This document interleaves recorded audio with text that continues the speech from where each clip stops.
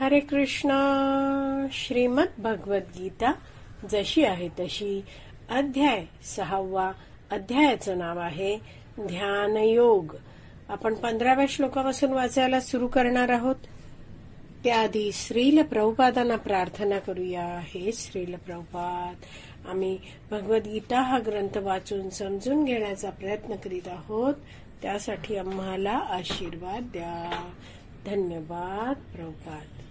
तर भगवान श्रीकृष्ण या 6व्या ध्यान योग या अध्यायामध्ये अर्जुनाला अष्टांग योगामध्ये मनुष्य कशा रीतीने कार्य करतो, त्यांनी कसं बसावं, कसं ध्यान करावं, हे सगळं समजावून सांगत आहेत.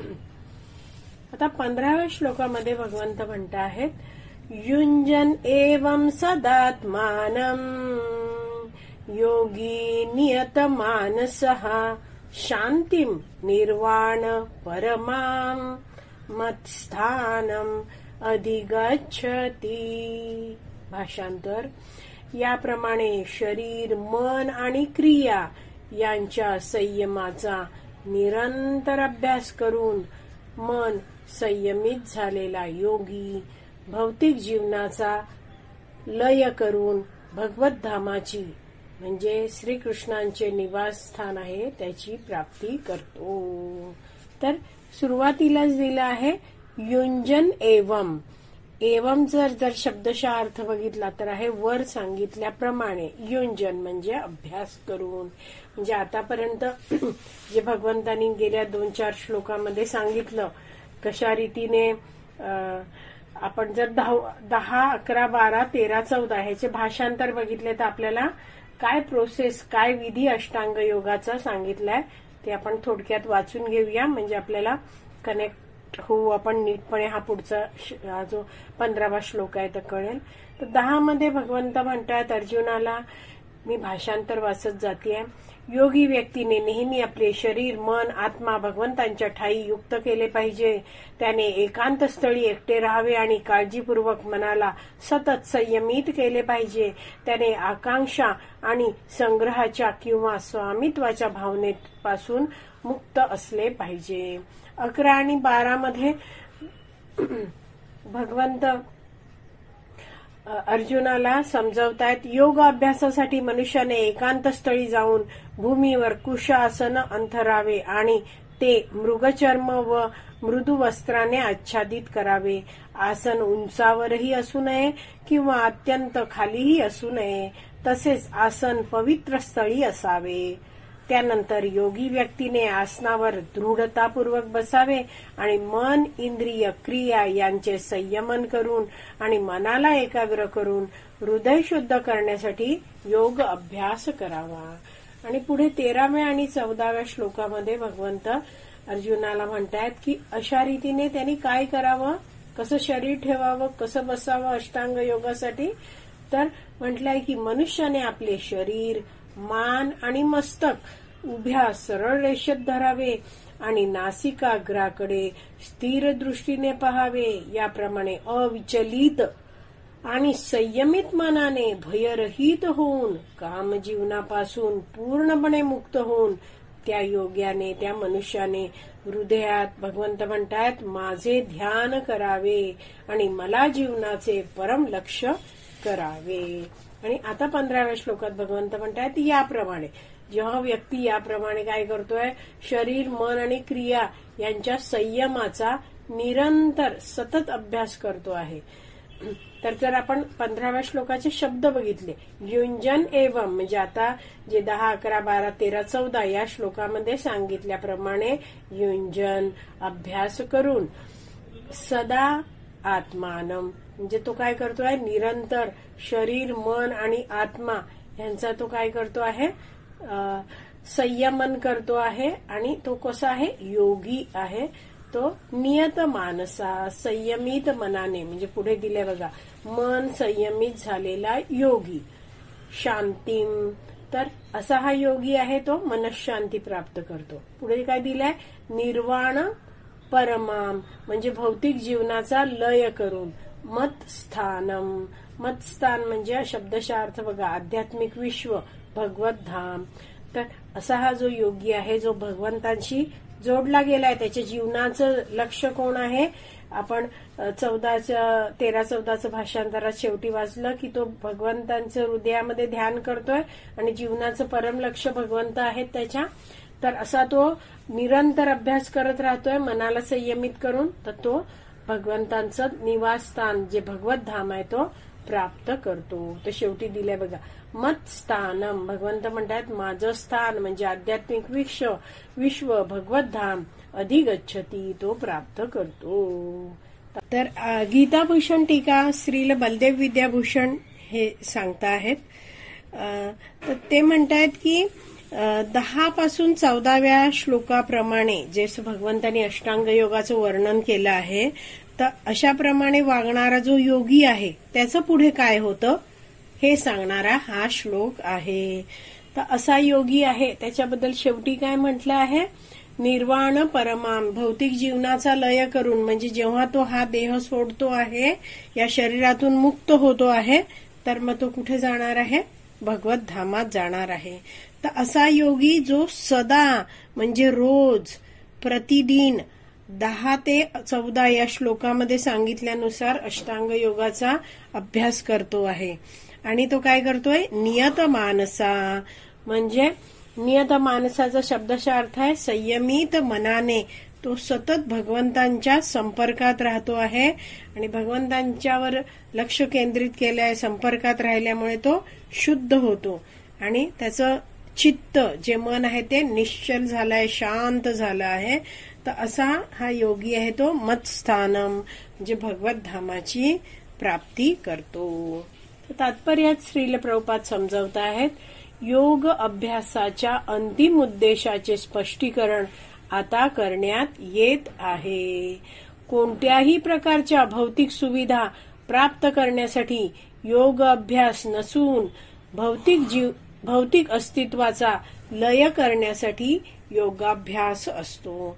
तर प्रभुपाद अगदी सुरुवातीलाच या अष्टांग योगाचा अंतिम उद्देश स्पष्ट करत आहेत की कोणत्या तरी भौतिक सुविधा प्राप्त करू आणि आम्ही आनंद घेऊ, यासाठी हा योगाभ्यास नाहीये. तर काय आहे? दिलाय निर्वाण परमाम, हे शरीर जे आपल्याला पुन्हा पुन्हा जन्म मृत्यू जराव्याधीच्या चक्रात फिरावं लागतं आहे, आपल्याला नवीन नवीन शरीर धारण करायला लागतंय. तर ह्या भौतिक जीवनाचा लय करून मनुष्याला काय करायला पाहिजे? हे पुन्हा पुन्हा या दुःखात जन्म मृत्यू जराव्याधीच्या चक्रात न अडकण्यासाठी, म्हणजेच भौतिक अस्तित्वाचा लय करण्यासाठी अष्टांग योगाचा अभ्यास केला पाहिजे. तर ध्येय, कोणताही योग करताना मला ह्यातून काय प्राप्त होणार आहे, तर हे आपल्याला माहिती पाहिजे. म्हणून प्रभुपाद अगदी सुरुवातीलाच हे स्पष्ट करत आहेत. भगवद्गीतेनुसार जो मनुष्य आपले शारीरिक स्वास्थ्य सुधारण्यासाठी किंवा भौतिक सिद्धींची प्राप्ती करण्यासाठी योग अभ्यास करतो तो योगी नव्हे. तसेच भौतिक अस्तित्वाचा लय म्हणजे शून्यात प्रवेश नव्हे. हे शून्यत्व म्हणजे केवळ एक कल्पना आहे. तर भगवद्गीतेत आपण आता हे वाचतो आहोत श्लोक, तर ह्यातनं आपण जाणतोय की हा अष्टांग योगाचा अभ्यास आहे तो शरीर मजबूत करण्यासाठी आणि तंदुरुस्त शरीराने आणखीन इंद्रिय उपभोग करण्यासाठी नाहीये. तर कशासाठी आहे? किंवा इथे दिलंय की भौतिक सिद्धीची प्राप्ती करण्यासाठी पण हा योग नाहीये. भौतिक सिद्धी म्हणजे काहीतरी हा योगी ध्यान करतो आहे, तर त्यामुळे काय त्याला एखादी सिद्धी प्राप्त होईल, एखादी शक्ती प्राप्त होईल, त्या शक्तीचं तो बाहेर जाऊन प्रदर्शन करेल लोकांना, लोक चकित होतील आणि त्याला मान सन्मान देतील, त्याला काही धन देतील. तर ह्यासाठी हे अष्टांग योग करायचाच नाहीये. आणि म्हणून इथे म्हणत आहेत की आपलं शारीरिक स्वास्थ्य सुधारण्यासाठी किंवा भौतिक सिद्धीची प्राप्ती करण्यासाठी योगाभ्यास करतो तो योगी नव्हे. तर तो माणूस काय आहे? योगी नाहीये. योगी म्हणजे कोण? जो भगवंतांशी जोडण्याचा प्रयत्न करतोय तो. पण हा तर भगवंतांशी जोडला जाण्याचा प्रयत्नच करत नाही, ह्याची तर इंद्रिय तृप्तीची इच्छा आहे. पुढे काय म्हटलंय की भौतिक अस्तित्वाचा लय, जसे इथे दिलाय बघा, निर्वाण परमाम. तर त्याचा अर्थ म्हणजे काय आहे? शून्यात प्रवेश नव्हे. तर बरेचदा लोक काय म्हणतात की हे जे निर्वाण आहे, तर हा निर्वाण शब्द आहे तो बौद्ध तत्वज्ञान आहे, जो बुद्धांनी तत्वज्ञान दिलं आहे त्यात वापर केला जातो. आणि बौद्ध तत्वज्ञानानुसार काय आहे, ह्या जीवनानंतर पुढे काय आहे? शून्य आहे. त्याला म्हटलं जातं शून्यवाद. म्हणजे जसं आपण जे वैष्णव तत्वज्ञानात आपण जाणतो की पुनर्जन्म असतो वगैरे, हे सगळं बौद्ध तत्वज्ञानात मानलं जात नाही. तर त्यांचं म्हणणं असतं निर्वाण म्हणजे काय? एकदा हा देह सोडला की सगळं शून्य होतं.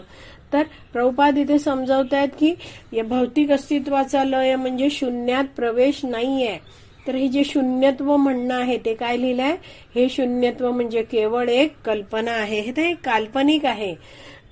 पुढे समजावलं कसं आहे की भगवंतांच्या सृष्टीमध्ये कोठेही शून्य नाही.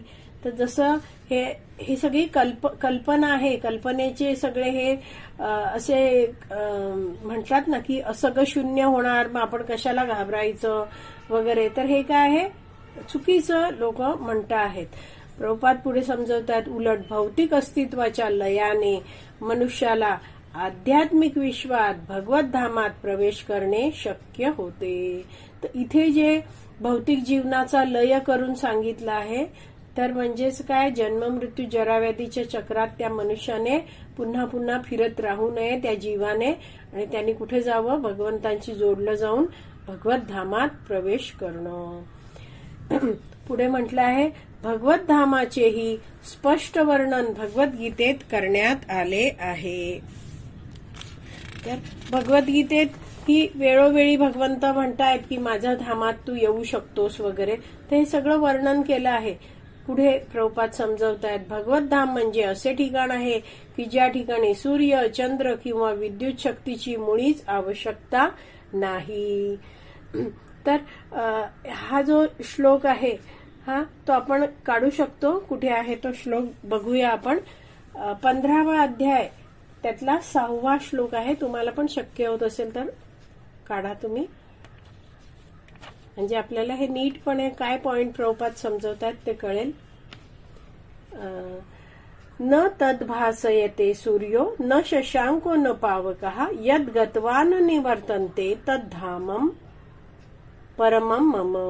त्या माझ्या परमधामाला, भगवंत अर्जुनाला भगवत धामाविषयी सांगता आहेत. तर परमधाम सर्वश्रेष्ठ जे भगवंतांचं धाम आहे त्याला सूर्य, चंद्र तसेच अग्नी किंवा वीज प्रकाशित करीत नाही. जे त्या धामाला पोहोचतात ते पुन्हा या भौतिक जगतात परत येत नाहीत. तर असं भगवत धाम आहे ते अशा प्रकारे आहे. तर पुन्हा आपण जो 6.15 आहे त्याच्या तात्पर्याला येऊया. तर भगवत धामाचं वर्णन स्वतः भगवंतांनी केलंय, स्वतःच्या धामाचं वर्णन. तर मग तिथे सूर्य, चंद्र, विद्युत शक्तीची मुळीच आवश्यकता नाही. का बरं नाहीये? कारण की भगवंतांच्या शरीरातनच सतत असं तेज बाहेर प्रकाशित होत असतं, आणि त्यामुळे काय आहे, अख्खं जे आध्यात्मिक जगत आहे ते प्रकाशमान असतं. त्यामुळे वेगळी सूर्याने प्रकाश द्यावा दिवसा, चंद्राने रात्री प्रकाश द्यावा, किंवा विद्युत शक्ती आपण म्हणतो ना की अंधार झाला लाईट लावा, तर अशा सगळ्या गोष्टींची आवश्यकता नाहीये. अर्थात आध्यात्मिक जगतात सूर्य, चंद्र आहेत.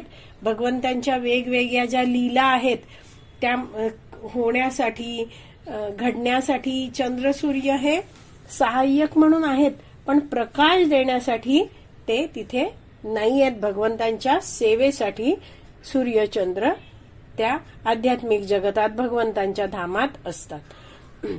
तर पुढे वाचते, भौतिक विश्वातील सूर्याप्रमाणेच, भौतिक विश्व म्हणजे आपण भौतिक विश्वात आहोत, भौतिक जगतात आहोत, तर त्या सूर्याप्रमाणेच आध्यात्मिक जगतातील सर्व ग्रहलोक हे स्वयंप्रकाशित आहेत. तर आध्यात्मिक जगतात जे सर्वात उच्च स्थानी आहे ते कोण आहे?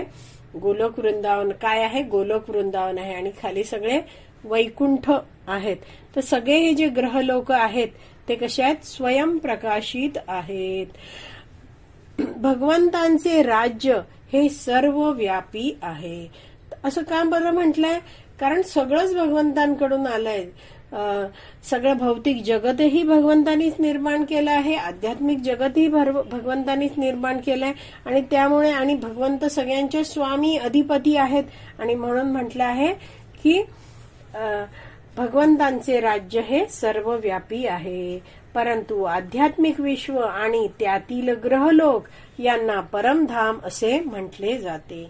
मात्र कसं आहे, जे आध्यात्मिक जगत आहे तर असं आध्यात्मिक जगतामध्ये वेगवेगळे ग्रहलोक आहेत. जसं एकदम वरती आहे तो गोलोक धाम आहे आणि खाली सगळे काय आहेत? वैकुंठ लोक आहेत. तर ह्या सगळ्याला काय म्हटलं जातं? परमधाम असं म्हटलं जातं.